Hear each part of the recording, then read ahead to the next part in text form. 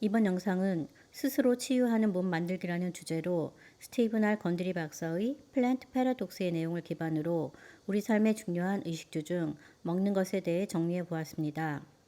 네. 그 식물과 동물과의 전쟁.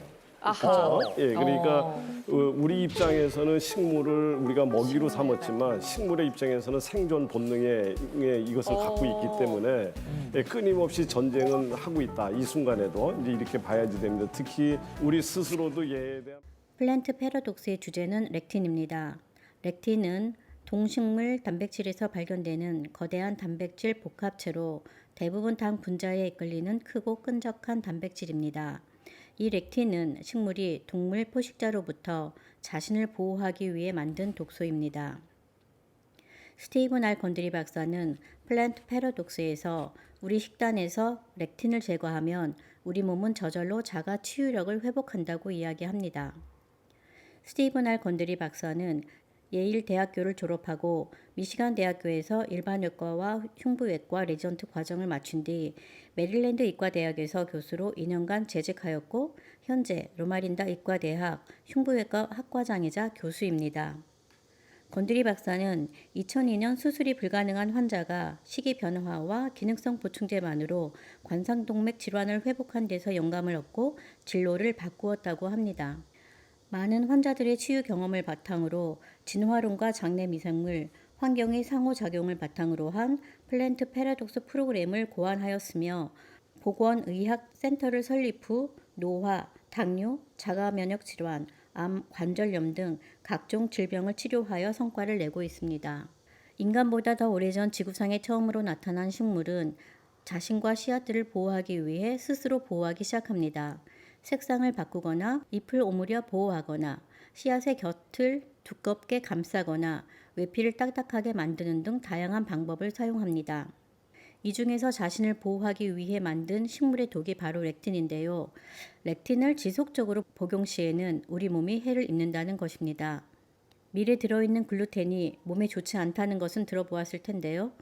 글루텐은 렉틴의 일종으로 더 치명적인 렉틴을 가진 식물들이 많이 있습니다. WGA라는 소맥, 배아 응집소라는 렉틴이 있습니다.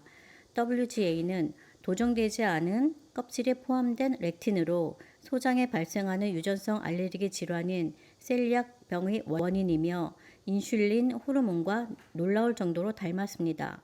WGA가 인슐린 수용체와 결합하면 우리 몸은 다음과 같은 상황이 발생합니다.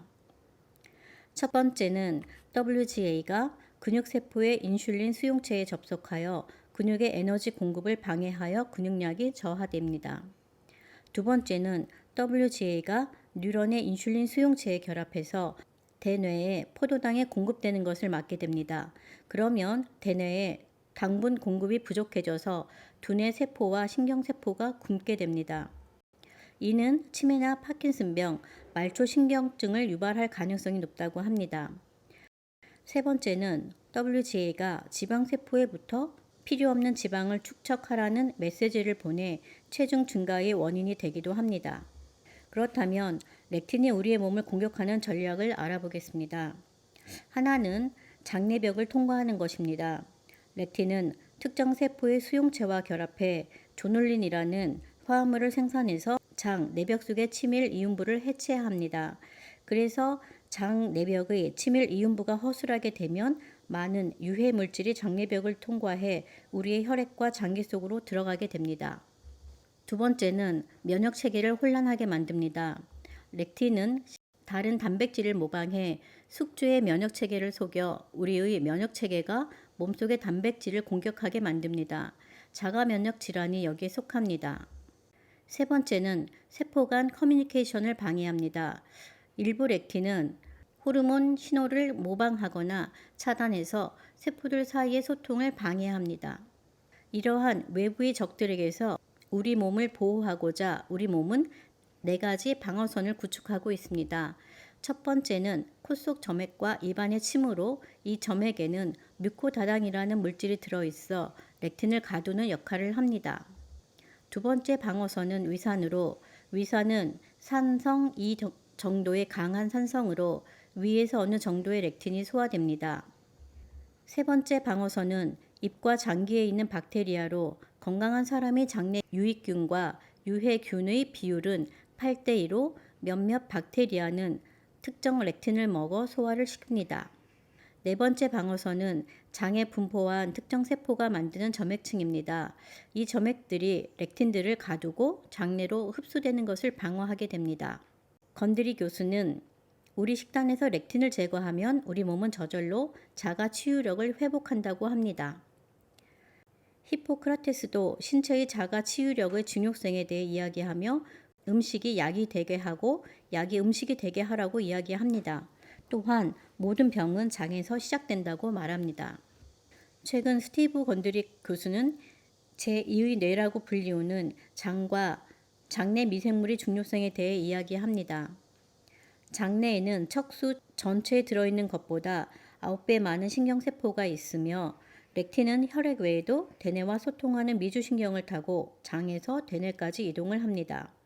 이러한 장을 건강하게 통제하는 것이 바로 홀로바이움, 즉 전체 미생물입니다. 우리가 완전히 건강하지 못한 이유는 우리와 미생물의 관계가 변화했기 때문이라고 교수는 말합니다. 개인의 건강은 장내벽, 체내 미생물의 건강, 미생물이 면역체계에 내리는 명령에 좌우되며 유기농법으로 키웠어도 렉틴 함량이 높은 특정 식물들은 자가면역 질환의 원인이 되며 학술지에 보고된 몇 가지 사례들을 보면 식단에서 렉틴을 빼자 자가면역 질환이 치유되었다고 보고합니다. 건드리 교수는 몸에 좋은 음식에 대한 재정의가 필요하다고 말합니다. 현미를 포함한 통곡물을 예로 들어보겠습니다. 우리는 건강한 식사를 위해 현미를 먹는 것을 권장합니다. 현미에는 지용성 화학물질과 중금속을 흡착해 체외로 배출하는 식이섬유와 리그닌, 그리고 콜레스테롤과 중성지방 수치를 내리고 당뇨의 발생 위험을 낮추는 효과가 있습니다. 반대로 미네랄 흡수를 방해하는 피티산과 소화 효소의 작용을 방해하는 트립신, 그리고 장내벽의 틈새를 만들어 장 누수 증후군을 유발하는 렉틴의 유해 성분 또한 가지고 있습니다. 렉틴을 함유한 식품을 비롯해 많은 음식에는 좋은 속성도 있고 나쁜 속성도 있습니다.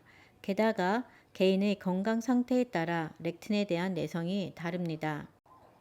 호르메시스에 대해 알아보겠습니다. 호르메시스는 식물 속 화학물질 중 상당수는 식물이 자신을 공격하는 다른 생명체로부터 자신을 보호하기 위해서 만들어내는 독성 성분이지만 식물과 그 식물을 먹으면서 생존한 인간과의 오랜 상호 과정을 통해 그런 성분들이 오히려 인체에 유리한 스트레스로 사용될 수 있도록 진화했다는 기본 개념입니다. 네. 오이의 껍질 속에도 사실 렉틴이 많아요.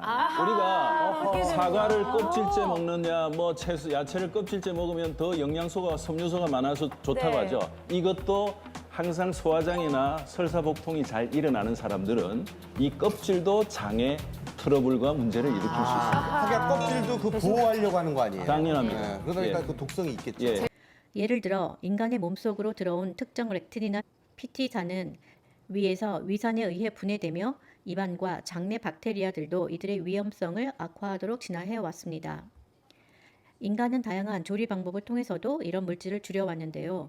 가령 콩 속의 렉틴은 익히거나 발효시키는 과정을 통해 100분의 1 수준으로 감소하며 피티산, 트립신 억제인자도 이런 과정을 통해 대폭 줄어듭니다. 전문가들은 호르메시스의 원리를 역으로 해석하면 특정 음식을 만병통치약으로 여기고 지나치게 먹을 경우 오히려 해가 될 수도 있기 때문에 여러 음식이 조화를 이루는 균형된 식단을 선택하는 것이 바람직하다고 조언합니다. 건드리 교수는 플란트 패러독스에서 압력솥에 대해 이야기합니다. 우리 몸에 해로운 곡물 속에 들어있는 렉틴은 압력솥을 이용하면 파괴할 수 있다고 합니다. 압력솥이 콩과 식물은 물론 가지 속 식물과 호박과에 속하는 채소의 렉틴을 파괴합니다. 단, 밀, 호밀, 보리, 귀리에 든 렉틴은 파괴되지 않기 때문에 절대 금지 식품이라고 말합니다. 그렇다면 이제 플랜트 패러독스 프로그램에 대해 이야기해 보겠습니다. 플랜트 패러독스 프로그램은 스스로 치유하는 몸 만드는 것을 목표로 합니다. 미생물을 중심으로 적절한 방식으로 적절한 식품을 적절한 시기에 적절한 양으로 섭취하는 것을 권장합니다. 1단계는 3일 동안 장을 치유하는 과정이며 2단계는 6주 동안 특정한 식품을 제거하거나 줄이는 시간입니다. 3단계는 가급적 동물성 단백질의 섭취를 줄이는 것입니다. 플랜트 패러독스에서 건드리 교수가 이야기하는 방법은 간단합니다. 다만 우리와 식재료가 다르다 보니 실제 생활에서 반영하기에는 우리가 가지고 있는 식자재에 대해 생각하고 대체품을 찾아내야 합니다. 플랜트 패러독스 쿡북은 그 문제점을 조금은 해결해 주는 책이라고 생각합니다. 쿡북에서는 실제로 다양한 식자재로 다양하게 조리한 음식을 보여줍니다. 녹색 채소, 야채 위주로 먹기, 올리브유 활용하기, 아보카도 챙겨 먹기, 호두나 파스타치오 견과류 먹기, 그리고 간헐적 단식하기가 이 책을 읽으며 내가 활용할 수 있는 나의 몸을 치유하기 위한 방법이라는 생각입니다. 물론 두뇌 운동과 신체 운동도 꾸준히 하는 것을 포함해서 말입니다. 플랜트 패러독스에서 제시하는 금지 식품을 보면 평소에 우리가 건강을 위해 먹고 있는 식자재들이 많이 있어서 플랜트 패러독스에서 허용하는 식품과 금지 식품을 다 지키기는 어려울 것입니다. 건강한 몸을 만들기 위해 문제를 알고 해결 방안을 통해 내가 먹는 음식의 유용한 점을 활용할 수 있도록 알아나가는 것이 중요한 것 같습니다. 나에게 맞는 음식을 찾아내고 적절한 방식으로 조리하여 먹는다면 우리가 먹는 것만으로도 건강하게 오래 살아갈 수 있을 것이라고 생각했습니다. 스티븐 건드리 교수는 말합니다. 당신이 먹고 있는 것, 당신이 먹었던 것이 곧 당신이라고. 2019년에 스티븐 건드리 교수가 쓴 오래도록 젊음을 유지하고 건강하게 죽는 법이라는 책에서는 장내 미생물의 중요성과 생활 습관에 대해 이야기합니다. 우리의 비슷한 생활 습관과 환경은 우리 몸속과 피부, 심지어 위를 둘러싼 먼지에 존재하는 수많은 미생물인 우리의 홀로바이옴과 그 유전자 때문입니다. 사실 유전적으로 관련이 없지만 같은 집에서 생활하는 사람들은 장내 미생물균 유전체가 놀랍도록 유사한 것을 연구를 통해 알게 되었습니다. 즉, 생물학적 부모보다 룸메이트나 배우자와 건강 상태가 비슷할 가능성이 훨씬 크다는 뜻입니다.